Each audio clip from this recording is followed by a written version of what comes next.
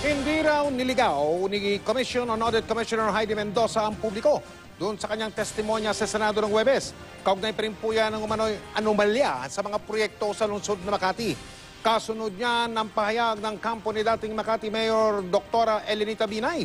Hindi raw sinabi ni Mendoza sa pagdinig ng Senado na ang tinatawag na audit findings na kanyang iprinisinta noong taong 2011 o 2011 ay hindi binigyang halaga ng Sandigan Bayan. Ang paliwanag ni Mendoza, hindi ang kabuuan ng kanyang ulat ang pinagbasihan nung pagkakabasura o dismissal nung kaso laban kay dating Mayor Binay. May ilang gumugulong pang mga kaso base din sa kanyang audit.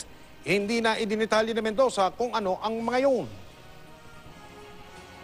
Masyadong encompassing to sabihin natin the report was discredited. I did not mislead the public because I believe na hindi naman yung entire findings ang na-dismiss.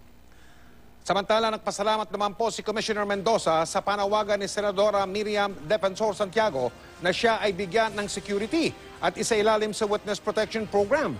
Bukas po, i-anunsyo ng Senate Blue Committee Chairman T.G. Gingona ang desisyon kaugnay ng mosyong ni Makati Mayor Junjun Binay na ang committee at large tinatawag yung buong committee baga at hindi yun lamang subcommittee ni na Senador Coco Pimentel ang dapat magpasya sa kanyang tinatawag na jurisdictional challenge.